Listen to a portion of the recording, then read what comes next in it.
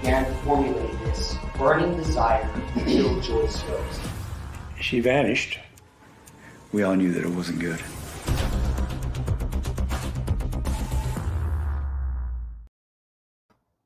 Hello and welcome to another Facebook Live chat for the Cold Podcast Season 2. I'm joined by Dave Cawley, the host of Cold, as always. Hi, Dave. How are you doing this Friday? I'm doing good. How about yourself, Becky? I'm all right. Good to see you. You too. Thanks. So let's start, I guess, first of all, with kind of a content warning. You start this episode, I think, for a good reason with a content warning, and I think it's appropriate if we do the same for this Q&A. We may talk about some really touchy topics today. So this is your trigger warning. There will be discussion of sexual assault, specifically rape, sexual violence in general, and our intention is not to sensationalize those things. Dave, tell me about why you decided to present episode 2 the way that you did. Well, clearly, when we chose to tell Joyce Yost's story, we knew that this was a pivotal part, and doing the story some semblance of justice meant that you had to address what happened to her in a very forthright way. But it's always going to be a fine line telling this kind of a story because Joyce isn't here to tell us herself, and she is not in a position, obviously, to tell us what she is comfortable from her experience sharing. And then B, we know that there are people out there who will be listening to this who will have their own experience, their own emotions, their thoughts, their feelings that could be stirred up by this very frank discussion of what happened. And so we really did, I personally tried to chart a course that would be honest and factual about what happened to Joyce while also respecting her dignity and protecting the integrity of the journalism side of that. It's something that we collectively, I think on the Cold team and at KSL, the organization I work for, take very seriously. There are a lot of storytellers in the true crime space who I think would approach this kind of content differently. Even among our own team, we had some disagreement, some good conversation behind the scenes about where that line is, and we didn't always agree. Ultimately, at the end of the day, my hope is that what you heard in episode 2 gave you enough information to understand specifically what happened to Joyce, how she reacted to it, and gives you the information that will be relevant as we go forward in the story, looking at the court process and the things that happened afterward, that you're not lost trying to follow these events as they play out. So that's kind of the thought process that went into it. Did you consult with any experts or advocates to make sure that you were striking the right tone? Yeah, we did. The Rape Recovery Center here in Salt Lake City, Utah, we allowed them to listen to an earlier cut of the episode. They provided some good feedback, some thoughts that, quite frankly, I, as somebody who's not lived in this kind of realm, wouldn't have thought about. We also internally among our own organization shared it with a number of people, particularly women in leadership who could share their own thoughts with us. That was informative. And then a good friend from season 1, somebody that we talked to a lot about domestic violence, Jennifer Oxborough, a clinical social worker who has experience in dealing with these kinds of issues, was just a fantastic sounding board for me to let her listen and get her input on kind of where she thought the value of telling this story was, some of the way that we approach talking about it, both in the podcast and here doing this kind of a Q&A. Sure. So here's where I'm going to say something to the effect of, here there be spoilers. If you have not listened to episode 2 yet, we are going to talk about some of the content of episode 2. Probably not going to talk as much about episode 3, which also dropped, just to give people more of a chance to have listened to that one. But there may be a point in this conversation where episode 3 comes up. And for those of you who are not aware, that's available only on Amazon Music. Episodes 1 and 2 were widely distributed. Episode 3 and beyond are still free, but you have to go through Amazon Music to get that. So just putting that out there right at the front. Here there'll be some spoilers. Talk to me about trying to provide Joyce's voice. What was that like for you? I felt really strongly coming out of season 1 of Cold that one of the things that really set Cold apart was the opportunity to hear Susan Powell in her own voice, both through her writings and recordings telling us her side of the story. I feel like it's something that we often don't get. And looking at trying to do the same with Joyce, it was more complicated because of the amount of time that's passed and the fact that in 1985, we weren't all shooting emails back and forth. We weren't sharing messages on social media. We weren't texting each other, right? I mean, it's just a very technologically different time. And Joyce was not somebody who was known to keep a journal, something that was very valuable in going back and looking at the Powell case. But reviewing the records, I was aware early on that there had been obviously a record made of her report to Detective Bill Holthouse on the morning of April 4th, 1985. And similarly, as we saw with the Powells, if there's a transcript, there was at some point a recording. And could we find that recording? I put a high priority on seeing if we could locate anything that would give us Joyce's actual physical voice. That search was frustrating at first because as I went back and started reaching out to people who would have reasonably had copies of that tape back in 1985, the message that I heard over and over again was, no, we wouldn't even know where to begin to look for something like that. And because this was a piece of tape that was collected as part of the investigation, but was not itself, as we'll get to later, used in court, the odds of it being preserved along with evidence that is eventually put in front of a judge was severely decreased. Thankfully, we were able, through the process of several months of digging, to come up with a copy. I believe it's the last or only known copy of Joyce's interview with Bill Holthouse, which had apparently sat undiscovered for 3 decades now in a box at the Weber County Attorney's Office. So it was important to me that if that recording still existed, that we bring it forward and give Joyce that opportunity to tell us her story in her own words. Well, speaking of which, let's hear a little bit of that. Here's a clip. She said, "When you call the police," and I said, "I really don't want to be put through the humiliation." I said, "I don't want to go through it," but I said, "I feel like tomorrow he could go out and harm somebody's little girl or something, you know." That particular perspective, hearing Joyce express a concern for other people, really resonates with a lot of people. Talk to me about what it was like going through that tape.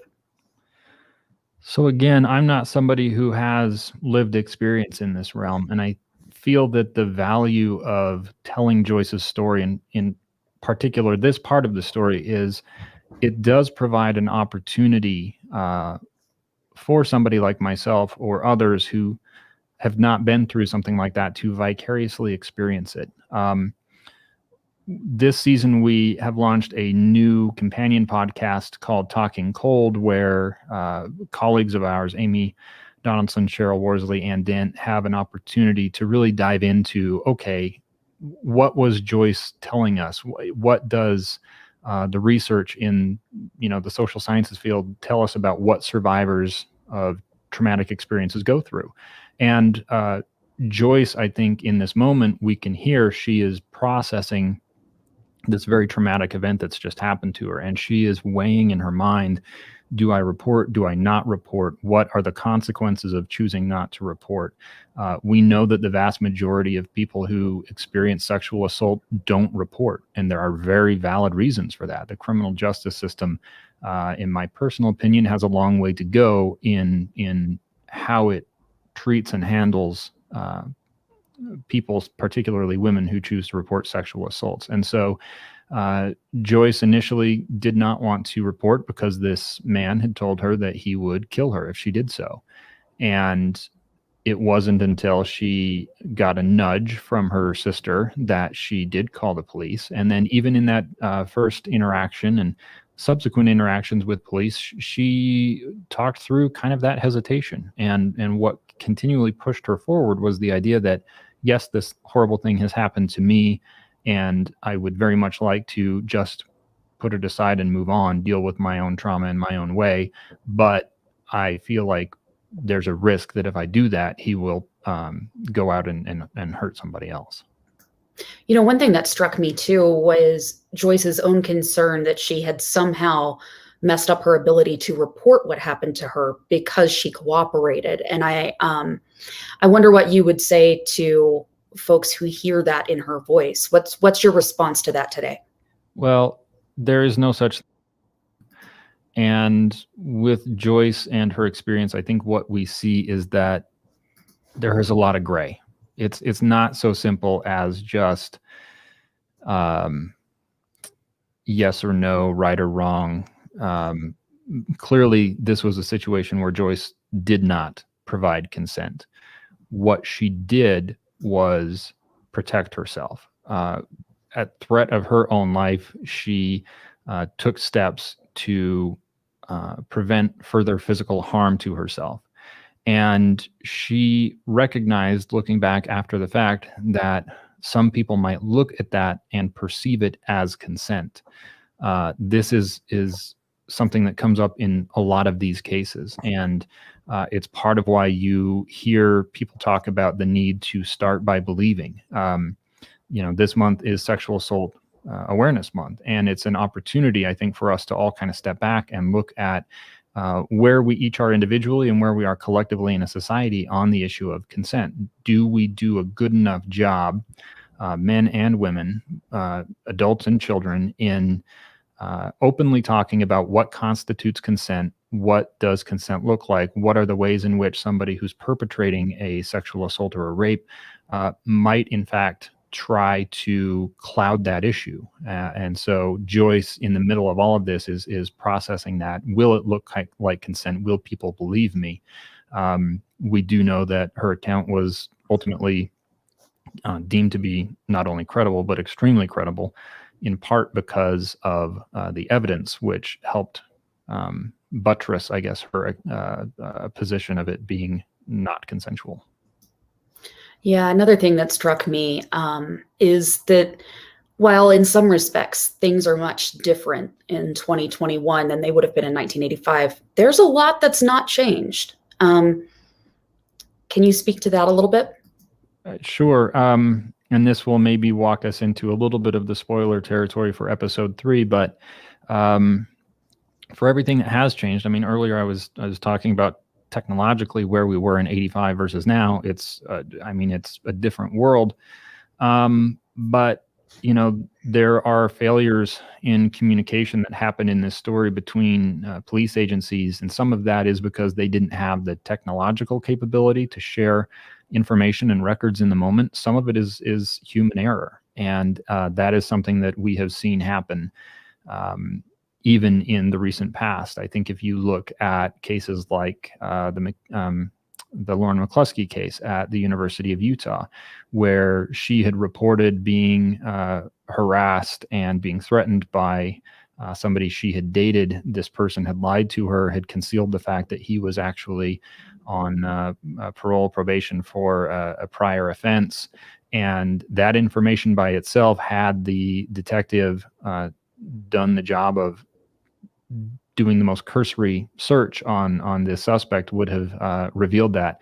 That failure to do that kind of a check in a timely manner ultimately led to Lauren McCluskey being shot and killed by that man. So we know that it's a problem that continues to exist. It's something that, to quote unquote fix it, I don't think it's so easy as just to say we'll reach a point where it's fixed, because we always have new people coming into these kinds of jobs in law enforcement, in the prosecutorial space, even in the victim advocacy space. And we need to continually be educating ourselves and one another and having the conversation around, how do we better protect, how do we better surround survivors of sexual assault with services that protect them.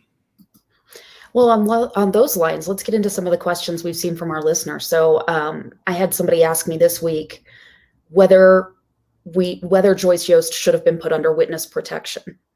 And I don't know the circumstances around how they make those kinds of decisions, but I can't imagine that that's not on your mind too.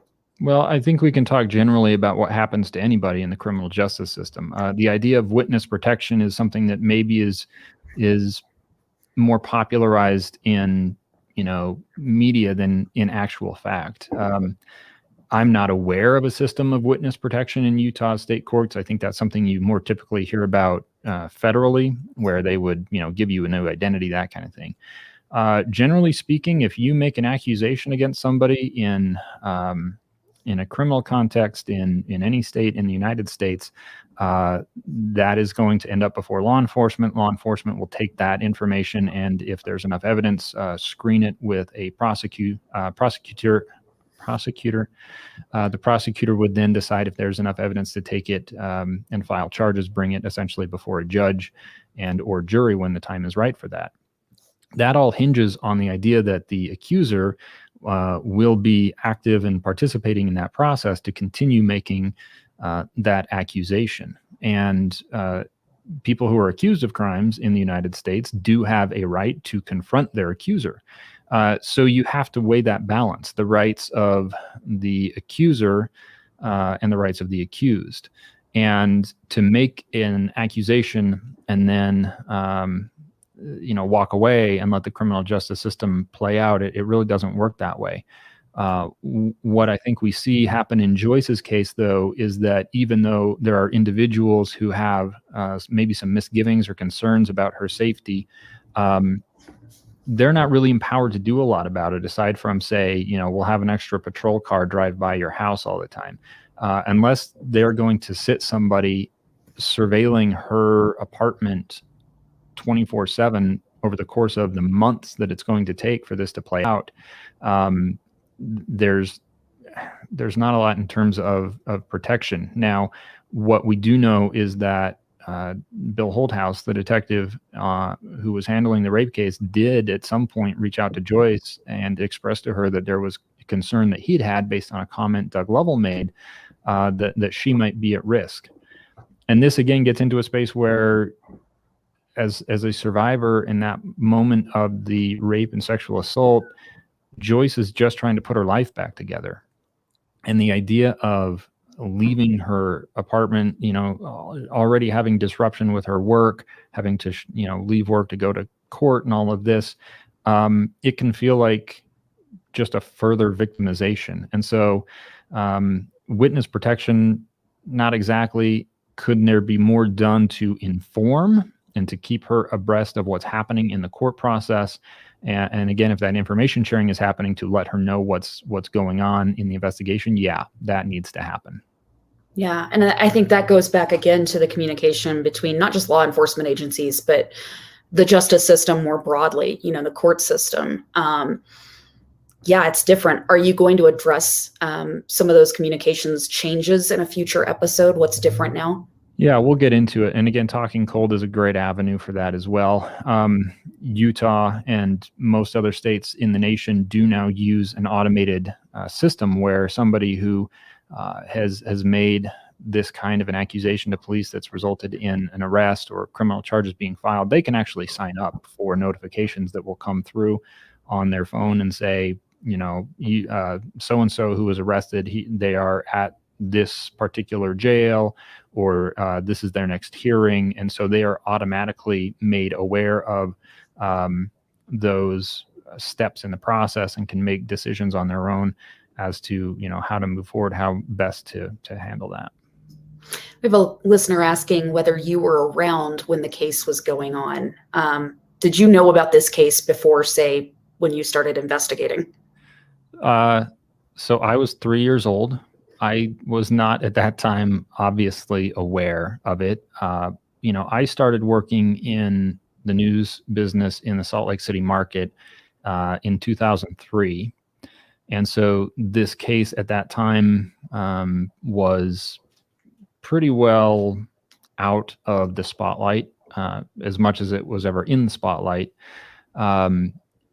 It came up again in 2015 when I was working as a radio news producer for KSL. And at that point, I was generally aware of it because there was a court process going on with Doug Lovell. That being said, to my own embarrassment, I didn't spend the time really to look at it closely. It seemed like something from a long time ago that was, maybe in court on a technicality.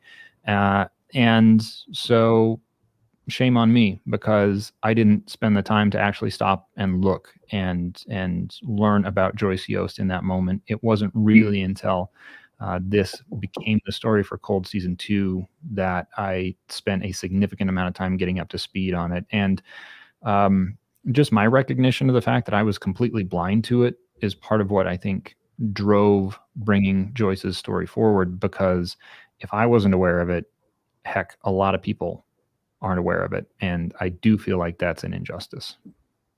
Yeah. And I think just from somebody else who's worked in the newsroom for a lot of years, a lot of times these cases that have people on death row tend to become about the suspect over time. And the victim kind of tends to get lost in that shuffle, because by the time you've gone through, multiple appeals and all the different hearings and everything, it's less about them. And I think that's sad.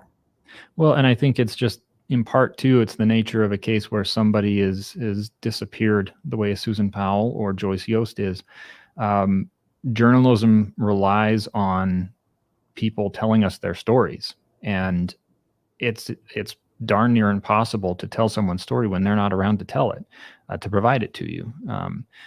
So that leaves us in the position where we have to go back and try to use whatever sources we can, whether that's interviews with, immediate family members, friends, people who knew that victim, or using other ancillary materials, like I mentioned, journals, recordings, photographs, videos, any of that stuff that helps us build the story of the victim, not so much the suspect. And that is time-intensive, difficult work.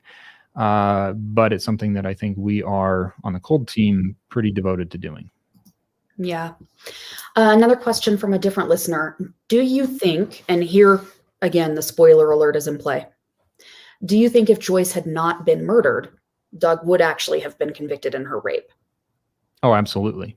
I think what we see from Joyce going to prelim. So again, this is in episode 3.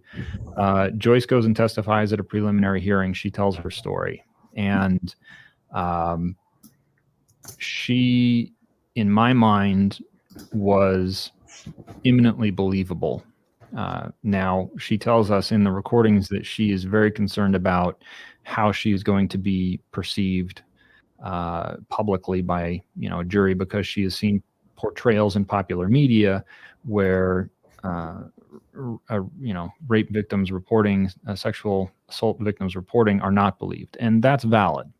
But her case was again buttressed by good physical evidence, and the very fact that that it was a strong enough case, even in her absence, I think tells us that had she been there, it would have been fairly open and shut.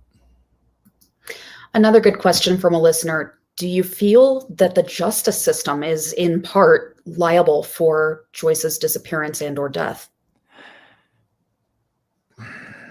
The information was there in my mind, looking back at it. Now, again, retrospective analysis, it's easy to see where the gaps are. In the moment, it's not so easy. But we know Doug was out on bail from his arrest on the rape charge when Joyce disappeared. And part of my analysis going back and looking at this story was examining, okay, what happened during that summer of 1985? Where was Doug? What was he involved in? And we've identified at least 3 instances where we know he had contact with members of law enforcement. One time he was picked up for DUI, coming back from burying some stolen guns in the desert. The trooper that stopped him apparently did not connect, had no way of knowing that he was out on bail on a rape charge. Had that information gotten back to the judge in the rape case, that could have been grounds for the judge placing additional restrictions on him. He's picked up on a second DUI. This time he's carrying a loaded firearm and he is headed in the direction of Joyce's apartment. The fact that he was an ex-con felon with a deadly weapon with him was grounds for the filing of a felony charge in Weber County. Now, that could have been grounds for the judge outright revoking his bail on the rape charge.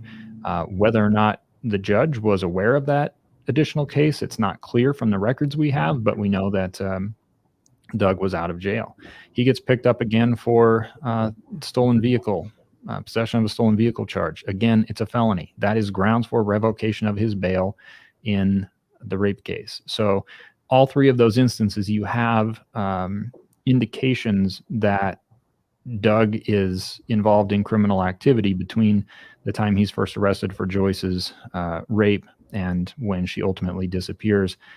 In my mind, any one of those could have been grounds, and it would have been legally sound for the judge to either take Doug back into custody pending the trial or to place additional restrictions on him at that time. It appears that never happened. And so is that a failure on the part of the justice system? Yeah, it seems to be. I love this question, and I wish I'd thought to ask it first, but I can't take credit. This one is also from a listener. Is Doug listening to this season? I can't tell you. I don't know if he has access to Amazon Music out there at the Utah State Prison. Doug is certainly aware of KSL. We know that he has listened to KSL News Radio because that is how he ultimately kind of got my attention, was writing a letter to a colleague of mine. We are also telling Joyce's story on KSL TV, in print, on the Deseret News and KSL.com. So you would imagine that he would be keeping tabs on it, I would think. Yeah. I have a weird connection to that myself, in that one of the hosts that he wrote to came out to the newsroom to me one day before I knew you were working on this case and goes, "Man, I got this weird letter from a guy at the prison." I had no idea. And I imagine if that made me feel a little bit creeped out, it must have made you feel the same way. Well, I'm not shocked that people who are incarcerated follow media for a number of reasons. You would imagine that somebody in Doug's position, who at the time is, potentially looking at facing the rest of his life in prison, you would relish that interaction, the ability to listen to the radio or watch TV. You would also be keenly aware of opportunities to share your story with people who might be in a position to potentially help you, which is, and we'll get into it in the podcast, but I think that's probably what was going on with that letter.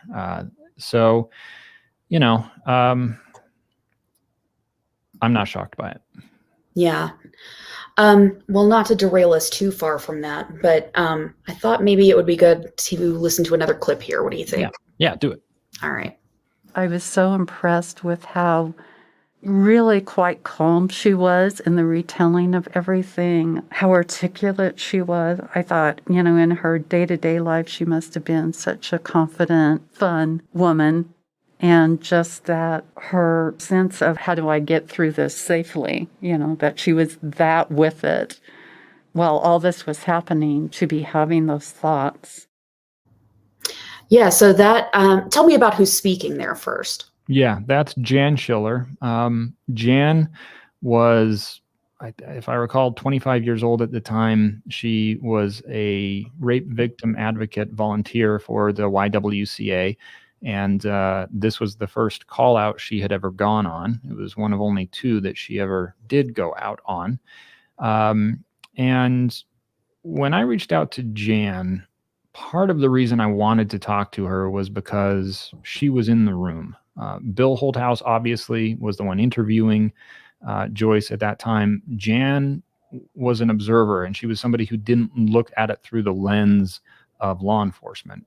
And I was very grateful that she was willing to share her memories of that event, but also her perspective on Joyce, because Jan at 25 is looking at Joyce, who's 39, and it is kind of describing being blown away just by how collected Joyce was in that moment. And there are a number of reasons, I think, why we hear Joyce react in the way she does, kind of the trauma response where she's dissociating even in that interview from her experience, and kind of being almost dispassionate about what she's just gone through in a way that some people might listen to and say, well, it doesn't sound like she's, hysterical or traumatized. She's absolutely traumatized. She's just wearing it in a way that I think many of us wouldn't recognize. So Jan was somebody who was able to help me put that context around it, because she was literally sitting next to Joyce during that interview. Yeah, I think you hear Bill Holthouse get to that a little bit too, when he describes her as being sort of not the typical victim, which I thought at first was kind of a weird thing to say, but then I kind of understood what he meant when he was kind of saying, she was holding herself together, although she was also clearly shaking and having, different moments in that. I just thought that was a really interesting observation from him. And I think it goes back again to the idea that the way we perceive victims is oftentimes based on their portrayal in popular media. So a fictionalized account that's on, CSI or whatever, in some ways tells us what we think a victim should look like, or how a victim or survivor should react. And that's not always true to reality, which is part of the reason why I feel like this story is important to tell, because it is more illustrative of reality. Not every survivor, not every case is going to look the way Joyce's case does. But it does allow us to have I think, a more honest assessment of what happens when survivors choose to report. Yeah. Switching gears just a little bit, I did see a few comments from people who were a little bit confused because we've introduced multiple Dorothys now in the story. So let's talk just a little bit about the resource that you created on the website for people to keep straight who's who. Right. This story is in a lot of ways so much more complicated than the Susan Powell story was. I think a lot of people probably came into season 1 with a general understanding of, who Susan Powell is, Josh Powell is, maybe even Steve Powell. So introducing those people early on in season 1 wasn't quite the challenge that it was getting blasted by all of these names at the start of season 2. I did think it was important to set up especially the family relationships, so that when in episode 2 we hear Joyce report, who Kim Salazar is, Joyce's daughter, who Randy Salazar is, her son-in-law, and you have a little more weight behind what they are saying in that moment. But yeah, it's confusing. It just is. So you do have 2 Dorothys, right? Joyce's older sister, Dorothy Dial, who was introduced in episode 1, and Doug's stepmother, Dorothy, who is not the same Dorothy. And that's my bad for not better describing that in the episode. What we've done in order to try to help clear this up is on the Cold Podcast website right now.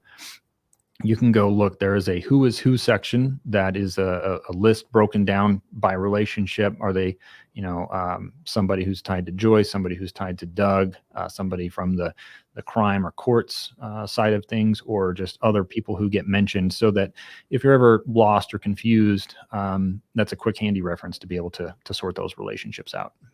Yeah, I think including them also helps us remember that we're really talking about real people. I mean, Joyce's granddaughter and Dorothy Dial's granddaughter are both right now talking to us on the Cold Facebook page. And that just reminded me again that like, this is really real for some families. And while a lot of people listen to true crime podcasts because it is entertaining to them, we also have to keep in mind that there are people whose lives were impacted directly by the stories that we're telling. And they're still being, you know, the importance of Joyce's story isn't just because it's a snapshot of what happened in 1985. It is actually something that is still ongoing. And in the same way we talked about multi-generational abuse in the Powell family in season 1, the way that gets passed down, one of the things I think we see happen with Joyce's story in season 2 is that trauma gets passed down. So you have the initial immediate trauma of Joyce's experience of her taking her case into the criminal justice system, but over the 3, almost 4 decades that have elapsed since, the people who knew Joyce personally, the people who loved Joyce the most, have had to continually relive their experience of losing her. And so when we step in to tell her story, it's incredibly important to me, and I think everybody else who works on Cold, that we are respectful of that we are portraying these people in an honest light, but also not being prying in a way that is unnecessary. And that's, again, something that, you know, with Susan Powell, we dealt with a lot, talking about her personal relationships, and some of the questions people had about were there extramarital things going on. Well, you know what? A, that's not relevant, and B, it's not relevant, right? Same thing with Joyce in my mind. Yeah, I appreciate that.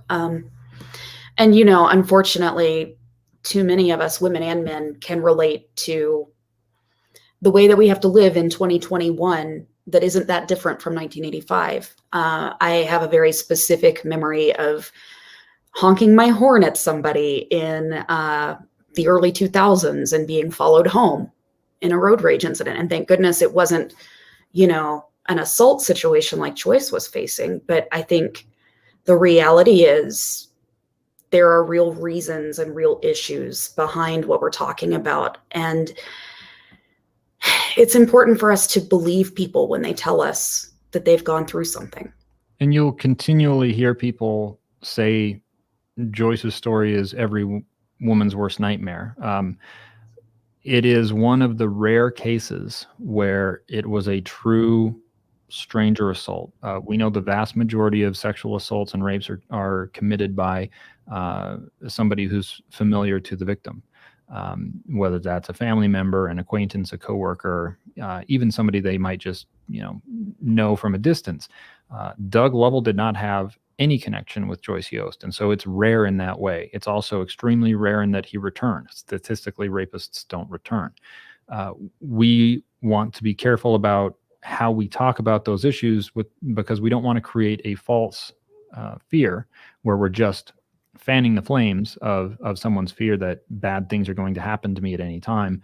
It's not just to ratchet up your anxiety, but it is important to look at those extreme cases, because even though every case of rape or sexual assault isn't going to be the extreme that Joyce's was, that doesn't mean that we can't learn from the elements of what happened to Joyce and apply what we see there in, and I don't want to say less severe because that's not fair, but in other types of circumstances involving these issues.